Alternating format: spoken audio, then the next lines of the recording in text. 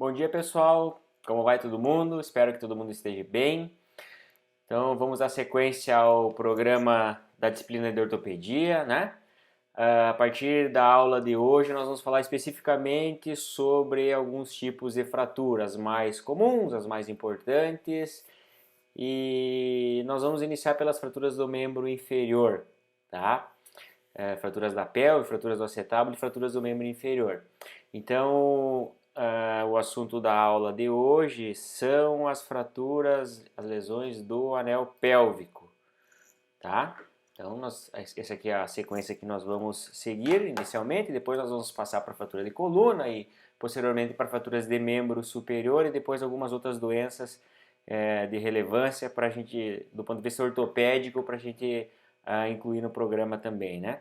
Tá? Então, o assunto de hoje são as fraturas do anel pélvico, tá? E, na verdade, a gente não fala somente fratura do anel pélvico, porque na maioria dos casos existem comprometimentos dos complexos ligamentares, então, na verdade, são fraturas luxações. Então, o termo correto que a gente utiliza são as lesões do anel pélvico, tá? Por esse motivo, porque a ruptura do anel pélvico é uma interrupção traumática através de uma lesão óssea, de uma lesão ligamentar ou, na grande maioria das vezes, da combinação das duas, né? A fratura, lesão óssea, e a luxação com a lesão ligamentar, como nós vamos ver em alguns exemplos, por exemplo, este aqui, né?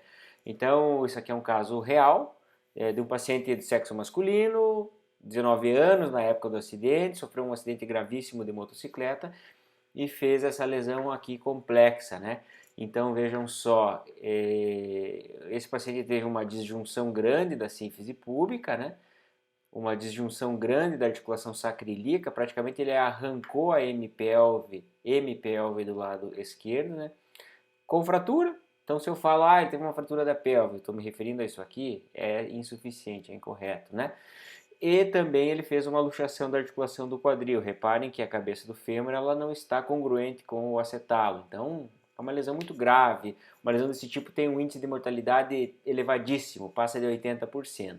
Só sobrevive um paciente desse se é um paciente adulto, jovem, saudável, que tem reserva e que foi rapidamente resgatado. Senão o índice de óbito é muito elevado, como nós vamos ver adiante, né? Tá? Então, as lesões do anel pélvico, as que a gente vai abordar aqui, as que são de relevância, as que são relevantes, são as lesões traumáticas decorrentes de traumas de grande energia. De novo, queda de altura, grandes alturas, atropelamentos, acidentes de carro, principalmente acidentes de moto. Então são esses tipos de acidente que vão provocar uma lesão do anel pélvico no paciente, tá? E por serem decorrentes de trauma de grande energia, a maioria, então 75% dos casos a mais, elas estão acompanhadas de lesões associadas. Então existem outras lesões associadas, lesões ortopédicas ou lesões em outros órgãos, como nós vamos ver adiante. E o índice de mortalidade, vejam só, ele chega a 30%, um terço, né, de índice de mortalidade. Isso é muito elevado, tá? Tem um estudo americano que mostra que 25% dos pacientes que morreram decorrente de um acidente automobilístico, eles tinham uma lesão do anel pélvico. Então, fica um pouco difícil de imputar a culpa exclusivamente no anel pélvico, mas desses pacientes que foram a óbito, né, estudo de autópsia após o acidente, evidentemente, né, 25% desses pacientes eles tinham uma lesão do anel pélvico. Então, em um quarto das pessoas que morrem, ela tem uma lesão do anel pélvico e essa lesão ela pode estar associada como um motivo, como causa-morte do paciente. E por que o paciente morre? A minha câmera escondeu a mortezinha ali, vou puxar para cá. Ó. Por que esse paciente morre? Ele morre decorrente de uma instabilidade hemodinâmica. Ele morre de choque, ele morre de sangramento, tá? E por que ele morre? Por que ele choca? Por dois motivos, tá? Primeiro, porque sangra. E o segundo é porque quando acontece a lesão no anel pélvico, existe um aumento do volume pélvico e um espaço para onde esse sangue pode extravasar. para onde acontece o sangramento, a hemorragia, né? A popular hemorragia interna, né? Tá? Então o paciente ele sangra bastante porque essa é uma região que tem uma anatomia vascular muito exuberante, né? Tem um complexo vascular que se chama plexo venoso lombosacral, que é a comunicação venosa entre vasos comunicação venosa entre vasos da pelve com vasos da coluna lombar. Então é uma circulação muito redundante, muito rica em vasos sanguíneos, e quando existe a lesão, esses vasos eles rompem e aí sangra, ele sangra, né? Então, a principal fonte de sangramento no paciente com lesão no anel pélvico é essa aqui, ó, é o plexo venoso lombosacral. É o sangramento venoso que fica sangrando, fica sangrando. Existe uma diferença entre o sangramento arterial e o sangramento venoso. A gente tem uma ideia, muitas vezes, de que o sangramento arterial, pela artéria tem uma pressão maior, o sangramento arterial ele é maior. Nem sempre é assim, porque a artéria, por ela ter uma parede mais espessa, uma camada muscular mais espessa, isso permite que ela faça uma vasoconstrição mais eficiente, diminui o fluxo, trombosa mais facilmente. A veia não, a veia tem uma parede muscular praticamente inexistente, ela não tem capacidade de contração. Então aquilo fica sangrando, fica sangrando, fica sangrando, né? Uma outra fonte de sangramento são os próprios bordos da fratura. Então, os ossos ilíacos e o sacro, eles são ossos que são o seu conteúdo interno é medula óssea vermelha e isso sangra bastante, tá? E claro que lesão macroscópica, lesão anatômica de vasos arteriais ou venosos, vasos ilíacos e seus ramos, né? Veia ilíaca, artéria ilíaca, interna, externa e seus ramos, então também é uma outra fonte de sangramento. Mas observe que o principal foco de sangramento, na verdade, é esse plexo venoso lombosacral, tá? Somado a um aumento de volume que acontece na pelve, existe o potencial bem frequente de que o paciente evolua para uma instabilidade hemodinâmica, um choque possa vir a óbito decorrente disso, né? Por que acontece esse aumento de volume? Vejam só, comparem essas duas fotos, essas duas radiografias aqui. Essa radiografia à esquerda é uma radiografia de uma pelve normal, no paciente que não teve fratura, então paciente de sexo masculino, tá? Então vejam o formato e o tamanho da cavidade pélvica aqui, né?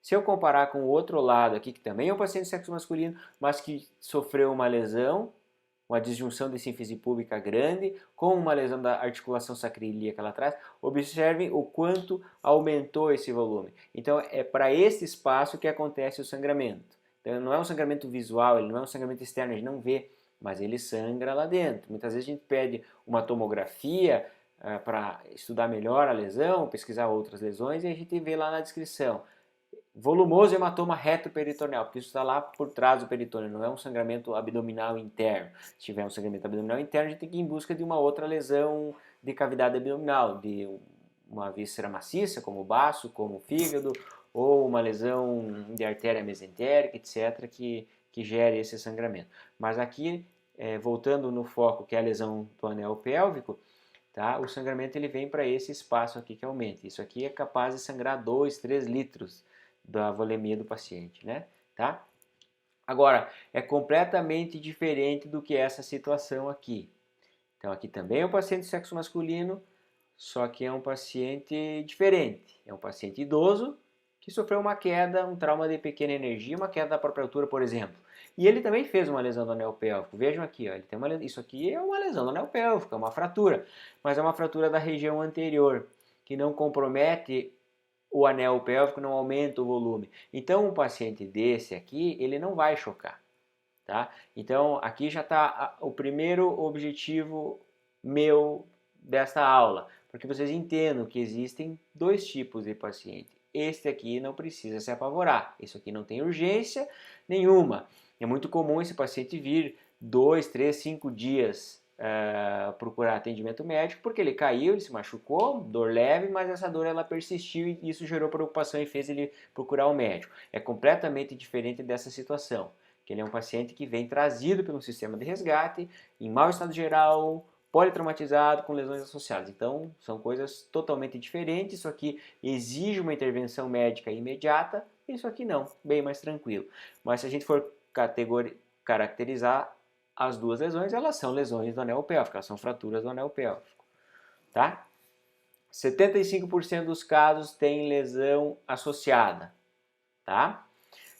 Relacionadas com a lesão ortopédica, com a lesão local em si, ou relacionadas com o politraumatismo, tá? Relacionadas com a lesão ortopédica, com o local ali, né? Então, lesões neurológicas, lesões de nervo, né? 10% dos casos que existem é instabilidade vertical, que a gente vai ver na classificação. Até 10% dos casos ela pode ter uma lesão de uma raiz neurológica ali, né? Porque existe uma proximidade anatômica muito grande entre a raiz de L5 com os ossos da pelve. Se vocês abrirem o livro de anatomia e pesquisarem o plexo neurológico lombar, vocês vão ver que a raiz L5 ela está passando bem na frente da articulação sacroiliaca, ela é coladinha no osso, né? Então, se existe uma lesão complexa, a possibilidade de acontecer um arrancamento dessa raiz é grande, tá? Quando essa lesão quando a lesão do anel pélvico se chama instabilidade vertical bilateral, ou seja, a pelve ela está instável verticalmente tanto no lado direito quanto no lado esquerdo, pode chegar a 40% de lesão. Então, o que interessa, não precisa gravar o número, 10% ou 40%, mas o que vocês têm que saber é que pode existir lesão associada, isso tem que ser pesquisado antes de se indicar um tratamento cirúrgico. Por quê? Porque pode acontecer uma lesão iatrogênica. E se eu investigo e encontro essa lesão antes e eu documento isso antes, bom, eu estou resguardado, não fui eu que provoquei essa lesão. Do ponto de vista legal também isso tem que ser bem descrito para que a gente se proteja, né? Lesões uretrais, lesão do trato geniturinário ou explosão de bexiga ou lesão da uretra, elas podem estar presentes em 15% dos casos. As lesões da uretra, elas são mais frequentes no homem, porque a uretra masculina ela é uma estrutura anatômica mais longa e ela passa por uma região de grande mobilidade, que é a uretra peniana, por uma região de pouca mobilidade, que é a uretra prostática. Então, nessa transição da uretra peniana para a uretra prostática, é onde acontece com mais frequência a lesão. Muitas vezes a gente vai identificar isso somente quando esse paciente for sondado. Vai passar a sonda não progride, ou já vem sangue na sondagem, então isso tem que gerar atenção para que o médico urologista seja acionado para poder fazer a investigação adequada e o tratamento dessa lesão, né? Lesões vasculares, nós falamos anteriormente, são uma das causas do choque, né? E aqui tem que tomar muito cuidado com as exposições, tá? A pelve não é uma região anatômica que ela está muito visível, né? Diferentemente da coxa, do braço, etc., da perna, então que fica fácil você identificar uma fratura exposta. Aqui tem uma pegadinha, tem uma armadilha, na verdade, que muitas vezes pode acontecer exposições para vísceras ocas intrapélvicas, por exemplo, uma exposição retal, uma exposição vaginal, uma lesão de bexiga que faz uma exposição, porque a cavidade vesical, o reto, né, eles têm comunicação com o meio externo, então isso vai caracterizar uma fratura como exposta, né? E a região perineal também, então você examina o paciente ali de fora, superficialmente, e não se atenta em examinar o períneo, e às vezes ele tem uma laceração de períneo, uma lesão de escroto com ruptura de estruturas, né, exposição de testículos, exposição de intestino, etc., ali pela região perineal, e isso tem que ser identificado imediatamente porque aumenta muito o risco de óbito, o índice de óbito desses pacientes. Lesões relacionadas com o politraumatismo, né?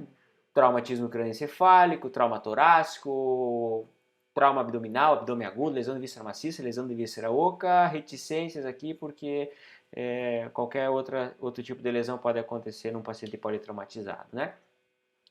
Revisando um pouco a anatomia, então vamos lá. A pelve é uma estrutura óssea anelar, por isso que a gente chama anel pélvico, com suporte ligamentar vigoroso. Então, osso e ligamento, isso é o que formam a pelve, né? 12 ligamentos, é um complexo ligamentar bastante grande, basicamente sínfise púbica, ligamento púbico superior, anterior, posterior, Ligamentos sacroiliacos na parte da frente, o sacroiliaco anterior, lá na parte de trás o sacroiliaco posterior, está grifado em vermelho, porque esse aqui é o ligamento mais forte do corpo humano. Todos os ligamentos do corpo humano, esse aqui é o mais forte, é o que resiste a mais força. Então, para romper um ligamento desse tipo, fazer uma instabilidade vertical, porque rompeu o ligamento sacroiliaco anterior, e para ele ter uma instabilidade vertical, ele tem que romper os dois, o anterior e o posterior. Então, se rompeu o anterior, se fez uma instabilidade vertical, a lesão ela é muito decorrente de um trauma de muito grande energia mesmo, né? Ligamento sacro-espinhoso, sacro-tuberoso e ilho-lombar. Aqui é uma visão posterior de um desenho, né? Onde a gente vê o complexo ligamentar sacroiliaco posterior, o ligamento sacro-espinhoso, que liga o sacro à espinha isquiática, que é essa estruturazinha que a gente tem aqui atrás, né? Ligamento sacro-tuberoso, que conecta o sacro à tuberosidade isquiática. E esse aqui é um ligamento muito importante, que é o ligamento ilio-lombar. Ele vem do ilíaco e vai até o processo transverso da vértebra DL5, tá? Por que esse ligamento é importante? Porque quando existe uma lesão, tanto na radiografia quanto na tomografia, a gente não vai visualizar o ligamento. Mas, por exemplo, se eu tenho uma lesão complexa do anel pélvico e eu observo que existe uma fratura, por exemplo, do processo transverso DL5, então isso caracteriza uma instabilidade desse complexo ligamentar. Então eu vou ter uma conclusão, um diagnóstico indireto da lesão desse ligamento através da fratura do processo transverso DL5. Então, uma fratura do anel pélvico, que eu estou pensando que é uma fratura estável, tranquila, e aí eu vejo que existe uma lesão desse processo transverso também. Então, isso muda a gravidade da lesão e, consequentemente, vai mudar a abordagem que deve ser dedicada a essa lesão, né? Tá? Aqui a descrição dos ligamentos, eu vou pular essa parte. Mecanismo de lesão. Então, como é que acontece uma lesão do anel pélvico? Nós vamos nos ater aqui hoje à lesão pelo trauma de grande energia, pelo acidente de carro, de motocicleta, pelo atropelamento, pela queda de grandes alturas. Então vamos falar sobre a fratura benigna, estável, que é essa fratura que o paciente idoso com osteoporose sofre quando ele cai da própria altura. Essa é uma fratura que exige somente tratamento conservador, muitas vezes um parzinho de muletas e repouso analgésico, ela está resolvida. Agora, essa fratura que acontece decorrente do trauma de grande energia, essa fratura tem um índice de mortalidade bastante alto, tá? Aqui é um exemplo para vocês, um paciente que eu atendi há uns 2, 3 anos atrás, olha aqui o Hospital São Lucas, né? Esse paciente é um paciente sexo masculino, 45 anos, obeso, cara grandão, está descendo um tobogã aqui na região, tá num parque aquático desse aí, e ele sofreu essa lesão aqui, ó, descendo um tobogã. Ele desceu, quando ele chegou lá no final do tobogã, uma perna dele foi e a outra ficou, ele fez uma lesão em espacate, né? Como os bailarinos fazem lá, né? Vejam só, ele fez uma lesão da sínfise púbica, abriu a sínfise púbica, fez uma disjunção da sínfise púbica, tá? Num grau acentuado, a ponto de ter lesado a articulação sacroiliaca lá atrás. Então ele fez uma lesão do complexo ligamentar sacroiliaco anterior. Por que eu sei disso? Quando eu examinei esse paciente, ele tinha apenas uma instabilidade horizontal, ele não tinha uma instabilidade vertical, tá? Então, se ele tivesse uma instabilidade vertical, a conclusão é que ele teria uma lesão sacroiliaca posterior e no tratamento ia requerer uma abordagem posterior aqui também, tá? Então, esse paciente ele veio encaminhado, foi atendido no hospital da cidade onde aconteceu o acidente e ele veio encaminhado para o tratamento definitivo, mas ele já veio encaminhado aqui, ó, com um fixador externo, tá? Por que foi aplicado este recurso? Nós vamos ver adiante. Com sonda vesical, tá aqui a sonda, né? Tá? Por quê? Porque a frequência de lesão urinária nesses pacientes ela é bastante grande, então ele já veio com o tratamento de resgate realizado, e é assim que tem que ser, tá? E aqui é o tratamento final, né? Então foi retirado o fixador externo, foi feita uma cirurgia na sínfise púbica, tá? Para fixação dessa sínfise púbica com placa e parafuso, a gente vê que houve um restabelecimento da anatomia, tá? Manifestação clínica, quando é que eu vou suspeitar de uma lesão do anel pélvico? Como é que esse paciente chega até nós? É um paciente que, em regra, ele vem trazido pelo sistema de resgate. Ele vem trazido pelo SAMU, pelo SIAT, etc. Tá? E ele já vai ter passado por um atendimento do médico socorrista e depois pelo médico do plantonista, né? Tá? Da instituição que vai receber esse paciente. Muitas vezes eles vão estar inconscientes, isso dificulta a avaliação, principalmente sobre lesões associadas, outras fraturas, etc. Né? Tá? Em estado de comprometimento hemodinâmico, muitas vezes em choque, tá? Às vezes em coma por um TCE associado, mas em geral eles são pacientes graves, né? Politraumatizados ou não, né? Se o paciente é consciente, se ele está acordado, se você consegue conversar com ele, bem, ele vai referir dor. Dói aqui, dói a pelve quando mobiliza, dói o membro inferior, enfim. Aí você consegue pesquisar outras lesões associadas, né?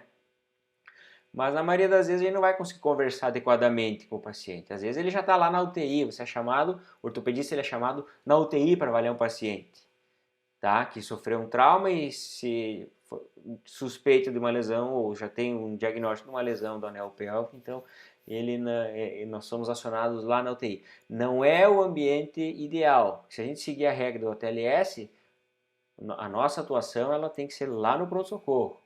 Então isso é uma outra lição para a aula de vocês, para a vida de vocês, é uma outra lição que essa aula tem que dar para vocês. Existe uma sequência de tratamento, tá? Existe uma sequência de investigação. Nós vamos ver que a radiografia do anel pélvico ela faz parte do protocolo da TLS. Então todo paciente politraumatizado ele faz um raio-x perfil cervical, um raio-x de tórax e um raio-x de pelve. Por quê? Porque são essas três lesões que matam mais cedo. Uma fratura de luxação cervical, um hemopneumotórax hipertensivo bilateral ou unilateral, vai levar esse paciente ao óbito, e o choque hipovolêmico decorrente da lesão do anel pélvico. Então, o lugar de atuação do ortopedista na sala de pronto-socorro. Tá? Ah, mas ele tem uma fratura exposta de braço, então a prioridade não é a fratura exposta, nós vimos lá na fratura exposta. Não dá para se apavorar por causa da fratura exposta. Ah, mas ele está chocado, eu preciso fazer uma tomografia de abdômen para saber se ele está com uma lesão de víscera oca ou víscera maciça. Espera aí, um raio-x tu faz em 5 minutos, o paciente está ali na sala, né? Então você já identifica na hora, porque se ele tem uma lesão no anel pélvico, ela se torna prioridade frente a uma lesão abdominal. Ou no mínimo de tratamento igual. Vai subir para o centro cirúrgico, o ortopedista tem que estar junto, tem que tratar essa pelve junto, porque vai morrer antes, tá? E para fazer uma tomografia, então tá, eu sou o médico plantonista do pronto-socorro, chegou um paciente com essas características, não, tomografia, quem que vai descer junto com esse paciente? E se esse paciente sofrer uma parada cardíaca lá na tomografia? Porque nem sempre a tomografia é anexa ao pronto-socorro, no nosso caso, exige que a gente leve o paciente até lá, o setor de radiologia, faz o exame e volta, por mais rápido que seja uma tomografia, nós estamos falando em meia hora entre ele ir e voltar. Ele ficou meia hora sem a presença do médico ali, isso às vezes é relevante para a sobrevida dele. E o raio-x não, ele sai ali, faz o raio-x e o médico está ali. Então, não dá para desprezar a radiografia, não dá para a gente relegar a radiografia em segundo plano em detrimento de fazer uma tomografia. É um exame rápido para fazer, ao mesmo tempo que ele faz a radiografia de tórax e cervical, já faz a pelve e você pode já identificar a lesão naquele momento e vocês vão ver que vocês podem tomar atitudes naquele momento. Não precisa, vou chamar o ortopedista correndo tudo, mas o ortopedista está numa cirurgia, etc. O que eu posso fazer antes? Nós vamos ver adiante o que nós podemos fazer antes. Tá? Estabilidade hemodinâmica, com suas características, também podem ser uma manifestação clínica. Equimoses, deformidades do membro, encurtamento, etc. E de exame físico que a gente faz para buscar instabilidade são essas manobras aqui. Como é que se faz esses testes de Eriksen? O que eu faço? O paciente está deitado, eu faço uma compressão nas duas asas do ilíaco, tentando movimentar uma delas. Tá? Se uma delas se movimenta de maneira diferente do que a outra, opa, então existe uma instabilidade daquele lado. E se as duas se movimentam de maneira diferente do normal, que o normal é o quê? Elas não movimentarem. Se eu movimento Se eu faço uma compressão numa asa de ilíaco, a pelve tem que bascular, porque quando eu mexo esse osso ilíaco, na verdade eu estou mexendo a pelve inteira, porque existe uma conexão do anel. Se existe uma desconexão do anel, eu vou mexer e esse lado vai ficar parado, entendeu? Então são essas manobras que a gente faz. Basicamente é uma compressão das duas asas de ilíaco em busca de uma instabilidade, tá? Sinal de Destot. Que é esse sinal? Destot é um cirurgião francês lá de 1800 e alguma coisa.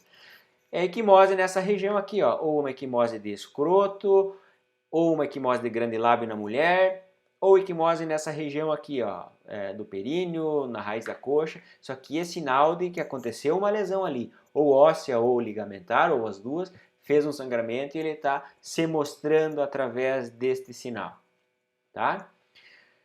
É comum nesses traumas de grande energia acontecer essa síndrome de Morel-Lavalle, que é uma, na verdade, ela é uma lesão complexa de partes moles em que existe um descolamento das camadas de partes moles. Por exemplo, um descolamento entre o subcutâneo e o tecido facial. Isso cria um espaço, um ambiente para onde sangra, para onde pode se desenvolver um seroma, que é uma coleção grande de líquido ali, né? Tá? E isso é importante do ponto de vista hemodinâmico, porque o sangramento pode gerar uma instabilidade, e também ele é importante do ponto de vista cirúrgico, porque aumenta bastante o índice de complicação operatória, aumenta bastante o índice de infecção. Então, essas lesões aqui, hematomas, equimoses grandes, flutuação, você palpa ali, você faz uma percussão, existe uma onda de líquido que representa a presença de líquido nessa região, a presença de coleção nessa região, né? Tá?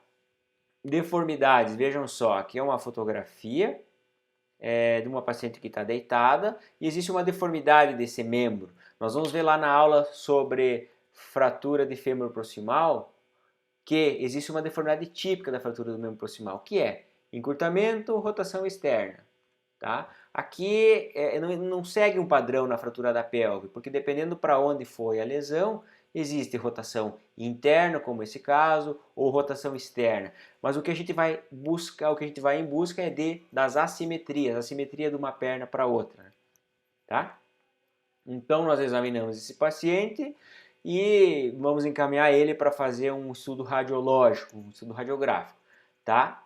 A incidência anteroposterior da pelve, ela faz parte do protocolo do ATLS. Então, todo paciente politraumatizado, ele vem imobilizado em tábua rígida, com colar cervical, com protetores laterais cervicais, bem imobilizado, e o protocolo ATLS exige essas três radiografias: perfil cervical, anteroposterior de tórax e anteroposterior de bacia, tá? Então, é protocolar. Sempre o paciente vai ter uma radiografia anteroposterior de bacia. Bom, aí nós vamos para a sequência de tratamento. Eu fiz o diagnóstico, tem de fato uma lesão no anel pélvico e aí depois nós vamos para as incidências complementares. Essas incidências complementares, elas objetivam o quê? O planejamento de um tratamento definitivo. Mas o tratamento, a abordagem de pronto-socorro, isso aqui é suficiente.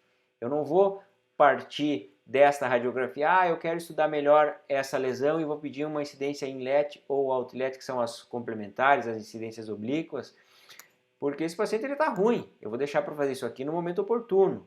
Tá? Eu tenho prioridades para fazer de tratamento, né? Tá? Mas a gente vai ver um pouquinho cada uma delas. Ó. A incidência anteroposterior normal, a P de bacia, como é que o técnico faz? Assim, né? O raio-x centrado na síntese pública, os raios ortogonais ao plano do corpo, né? Tá? Essa é uma incidência anteroposterior. É isso que a gente enxerga, tá? Incidência inlet, ou a gente chama também de incidência de entrada. Por que ela se chama incidência de entrada? Porque o raio-x ele entra na pelve, né? Ele vem, inclinação do tubo 40 graus, crânio caudal, e esse raio-x ele entra na pelve. Então a gente vê bem o anel pélvico, parece que ele está entrando lá, né? Então é isso aqui que a gente enxerga. Então, aqui a gente tem uma noção melhor da sínfise pública e principalmente se existe um desvio anteroposterior, um desvio anteroposterior da pelve, porque eu consigo visualizar essa região aqui, ó, a articulação sacroiliaca, né? E a sínfise pública, tá? A incidência outlet ou incidência de saída é o contrário. Então, eu inclino a radiografia, a ampola de raio-x 40 graus no sentido caldo cranial, tá? Então a imagem que eu vou ver, na verdade, ela vai sobrepor a sínfise púbica ao sacro e ela serve para a gente ver muito bem a articulação sacroiliaca aqui atrás. As duas articulações sacroiliacas lá atrás. Então, se existe uma ascensão da sacroiliaca de um lado ou de outro, que vai caracterizar uma instabilidade vertical, uma lesão bem complexa, a gente consegue visualizar nessa lesão. Tá? Então, essas são as 3 incidências. No trauma, no atendimento emergencial, somente o anteroposterior, incidências complementares oportunamente. Tá? Tomografia é útil? Sim, ela é muito útil para a gente entender melhor a lesão, para a gente pesquisar lesões que não aparecem no raio-x, por exemplo, fraturas de sacro, impacções do sacro, né? Então, visualizar melhor a articulação sacroiliaca lá na sua região posterior. Então, a tomografia é muito útil, mas não como primeiro exame. O primeiro exame é a radiografia e o primeiro mesmo é a radiografia anteroposterior de pelve, né? Mas tá aqui, ó, a radiografia, a tomografia, ela me mostra lesões que a radiografia não me mostra. Então, uma fratura do sacro aqui atrás, ao nível dos forames, isso aqui a gente não consegue visualizar na radiografia. O sacro é um osso muito ruim de ser estudado no exame de raio-x. Mas na tomografia ele aparece bem. Então, eu vou planejar a cirurgia desse paciente, então eu quero saber como é que está o sacro dele, porque às vezes a gente põe um parafuso aqui, né? Então, eu preciso saber se está íntegro ou não, preciso saber como é que são os forames, as raízes saem daqui através dos forames, então eu tenho que ver como é que está esse forame para ver as raízes lombares do plexo lombosacro, né? Para saber se não existe nenhuma lesão. Então, a tomografia ela é útil para isso. Tá? Como qualquer lesão em ortopedia, a gente vem falando isso repetitivamente, existem classificações. Esse cirurgião ele descreveu isso na década de 80, volta e meia ele vem no Brasil fazer palestras ainda, né? E é uma classificação muito lógica, muito fácil de entender. Classifica as lesões do anel pélvico em 3 tipos, tipo A, tipo B e tipo C. Tipo A são as lesões estáveis, por exemplo, fratura de ramos íleo púbico ou isquio púbico, lesões estáveis, de trauma de menor energia, ou uma fratura da asa, de ilíaco, né, que não compromete o anel pélvico, não tem tanto sangramento, são lesões estáveis. As lesões do tipo B são aquelas lesões que o anel ele abre no sentido horizontal. Tem uma instabilidade horizontal e uma estabilidade vertical. As hemipelvis elas não ascendem, as asas do ilíaco elas não sobem, né? Então as do tipo B existe instabilidade horizontal, né? Mas existe uma estabilidade vertical. E as do tipo C são as lesões são as lesões complexas. Existe instabilidade horizontal, a pelve ela abre a sínfise púbica, mas também as asas do ilíaco, existe uma lesão completa da articulação sacroiliaca, tanto no seu ligamento anterior quanto posterior, e isso gera uma instabilidade vertical. São as piores que tem. Aqui, se a gente dividir, tem lá tipo B1 unilateral, B2 bilateral, C1 unilateral, C2 bilateral, não vem ao caso. Tá? Popularmente conhecida está aqui, ó, lesão do livro aberto. O que é uma lesão do livro aberto? É uma lesão em que a pelve ela abre. Existe um mecanismo de trauma, esmagamento anteroposterior, num acidente de carro, num acidente de moto ou num atropelamento em que a pelve ela abre, faz um livro aberto, como se você abrisse um livro, né? Por isso que ela tem esse apelido, esse epônimo, né? Tá? E aqui, para a gente ter mais ou menos uma noção de tratamento, eu posso aceitar uma abertura de até 2,5 cm. Óbvio que existe uma variação conforme o tamanho do paciente. O paciente tem 1,90 m, 2,5 cm é pouco para ele, diferentemente de um paciente de 1,50 m, que 2 cm vai ter uma proporção muito maior. Mas como regra, é estabelecido que até 2,5 cm de abertura desta medida que a gente faz aqui, é possível fazer um tratamento conservador, com retirada de apoio, uso de muletas, andador, etc. Não exige intervenção cirúrgica. A grande questão é que às vezes naquele raio-x, como o raio-x é um exame estático, está menor do que 2,5 cm. Mas se eu fizer um raio-x sob estresse, forçar essa pelve, ela vai abrir mais de 2,5. Então aí já teria uma outra indicação, uma indicação de cirurgia também. Tá? A lesão em livro aberto é uma lesão que tem uma instabilidade horizontal. Aqui na nossa região, na região sul do Brasil, aí, até mesmo no interior de São Paulo, ela é frequente também no paciente que anda a cavalo. O paciente que anda a cavalo, às vezes o cavalo dispara a pessoa sobe e cai. Então ele faz uma lesão do cavaleiro, né? Ele faz uma lesão do cavaleiro e abre as pernas, faz uma abdução maior e isso pode gerar uma lesão do anel pélvico em decorrência de um trauma de menor energia, digamos assim. Ele nem caiu do cavalo, mas ele foi jogado para cima e ele caiu em cima do cavalo e faz a lesão. Isso é relativamente frequente, acho que todo ano a gente atende um paciente que sofreu esse tipo de lesão por fazer uso desse tipo de meio de transporte, que é o cavalo, né? Tratamento. Então, fizemos o diagnóstico, vamos tratar essa lesão. O tratamento aqui, ele é dividido, eu divido ele em duas fases, em duas etapas. O primeiro tratamento é o tratamento de resgate, é o que vai salvar a vida do paciente. Tá? O primeiro tratamento é o tratamento de resgate, que ele objetiva reduzir o volume pélvico e diminuir o sangramento, porque é isso que faz comprometimento hemodinâmico, é isso que mata o paciente. Lá depois, numa segunda fase, aí sim a gente vai se preocupar com a lesão ortopédica em si. Que aí o objetivo é restaurar a anatomia, consolidação das lesões, cicatrização dos ligamentos, consolidação das fraturas, para que aconteça o restabelecimento da função. Mas o primeiro passo é isso aqui, ó. Porque se a gente não fizer isso aqui, a gente não vai ter oportunidade de fazer isso aqui, porque o paciente vai morrer, tá? Então, e esse tratamento, ele começa lá na cena do acidente. Lá na cena do acidente, a equipe de resgate, o médico, o socorrista, já sabe da complexidade dessa lesão, já sabe da gravidade dela, então eles já tomam medidas contra isso, para tratar ela lá já, né? Tá? Vamos passar um aqui. Tá? Então, como é que a gente faz esse tratamento de resgate? Imobilizações provisórias. Imobilizações provisórias com o clamp pélvico. No livro é muito bonito isso, mas a gente vê que na prática é difícil de usar. Poucos hospitais têm esse dispositivo, que nós vamos ver uma fotografia na sequência à disposição. O que a gente usa, na grande maioria das vezes, é o fixador externo, tá? E a estabilização provisória com lençol, tá? Aqui uma fotografia do clamp pélvico. É um estrupício, né? Um negócio muito grande. Tem que ser feito no centro cirúrgico, tem que ter experiência para aplicar isso para não fazer bobagem. E muitas vezes ele vai demandar um tempo grande entre você levar o paciente para o centro cirúrgico, etc. E ele continua sangrando. Então isso tem muito pouca praticidade, né? O que a gente faz de rotina é a fixação externa.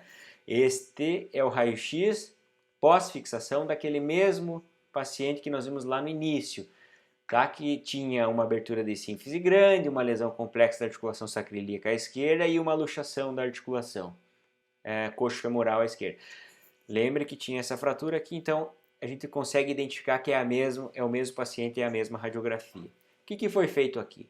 Foi feita uma fixação, estabilizou e redução da articulação coxo-femoral, tá? O raio-x ele continua feio, mas esse paciente ele sobrevive. Ajeitar esse raio-x, corrigir as lesões ósseas aqui, isso vai ser feito no segundo momento, nesta fase aqui, tá? Nesta fase aqui. Na primeira fase, o que a gente quer é isso aqui. Isso aqui para que o paciente sobreviva e tenha oportunidade de passar por esse segundo momento de tratamento, tá? Clamp, fixador, tá? Mas lá na sala de emergência, então chegou o paciente, veio trazido pelo sistema de resgate e eu pedi uma radiografia e de imediato eu já vi que ele tem uma lesão desse tipo, porque esse paciente foi assim que aconteceu com ele. O que eu posso fazer lá? O ortopedista está numa cirurgia, então o que eu posso fazer lá na sala de emergência? Isso aqui, ó. Eu passo um lençol ao nível da pelve dele e eu dou um nó bem grande e eu amarro a pelve dele. Eu consigo fechar ela e manter ela fechada. E se eu combinar essa medida com o cruzamento das pernas, eu diminuo, cruzar as pernas do paciente, evidentemente, não a minha, Mas com a combinação dessas duas coisas eu consigo diminuir o sangramento e permitir a sobrevida do paciente. É isso aqui que você faz, olha lá. Tábua de remoção, um lençol por baixo, faz um nó ali e prende com uma pinça, um bacalço para evitar que esse nó se solte. Então aqui já está sob controle a situação. Faço reposição de volume, né? Então aí eu consigo fazer a investigação de tórax, de abdômen, etc. Se esse paciente for para o centro cirúrgico, esse lençol ele fica até o momento dele ser submetido à fixação externa, não preciso remover ele. Tá? Então eu já resolvi o problema de volume e já minimizei o sangramento dele com essa medida que não custa nada. Só custa a gente saber que ela existe e que ela precisa ser feita.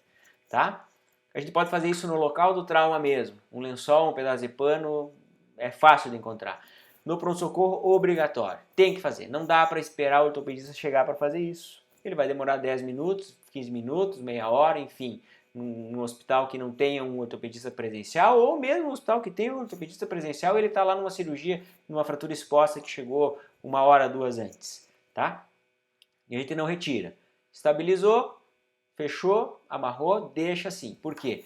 Porque cada vez que eu tirar, isso vai abrir e vai sangrar de novo. Vai acontecer um destamponamento daquele hematoma e vai sangrar tudo de novo. Por isso que tem que ter um local adequado para fazer essa fixação com o lençol. A região que a gente passa esse lençol é a região da coxa proximal, na região trocanteriana, ali no grande trocante.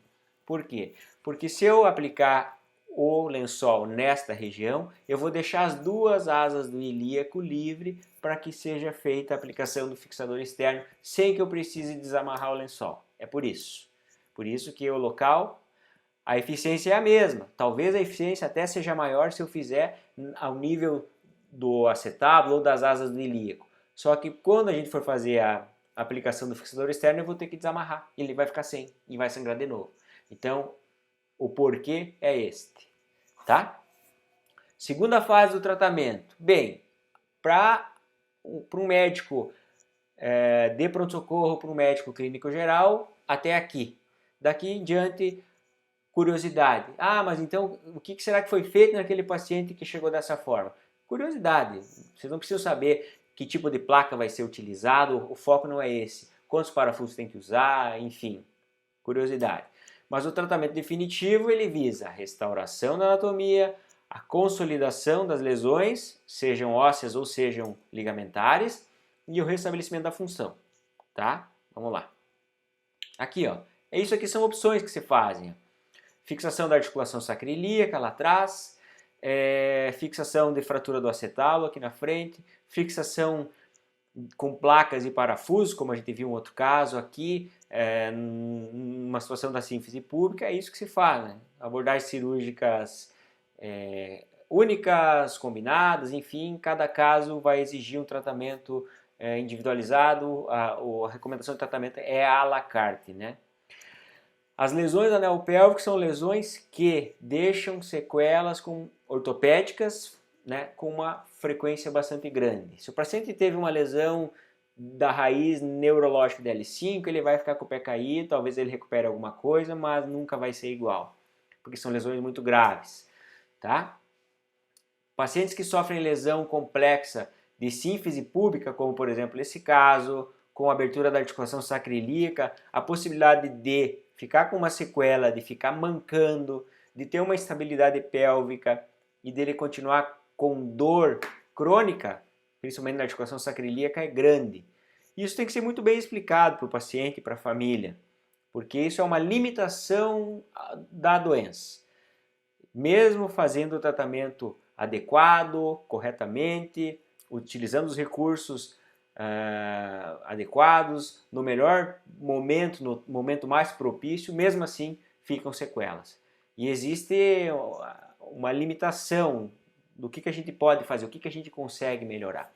E o que eu sempre digo assim é o seguinte: nós temos que dar para o paciente, para a sua família, em qualquer situação, a expectativa real. Ele não pode ter uma expectativa muito grande de resultado, senão ele vai ficar frustrado.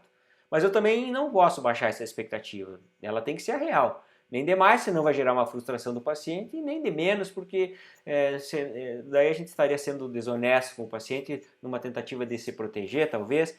Então a expectativa ela tem que ser a real. Olha, infelizmente o que eu posso fazer, o que a medicina tem para te oferecer é isso, tá? Porque senão a gente gera uma expectativa grande e expectativa grande não atingida, frustração.